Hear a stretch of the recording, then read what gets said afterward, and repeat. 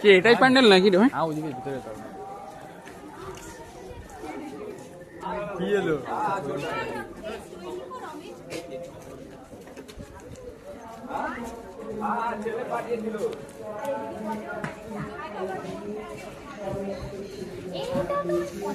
এত কাঠের স্ট্যান্ড বাড়াচ্ছে মনে হচ্ছে। এ ভাই এটা তো কাঠের উপর পড়েছে না? সোনা রত্ন কত কিছু।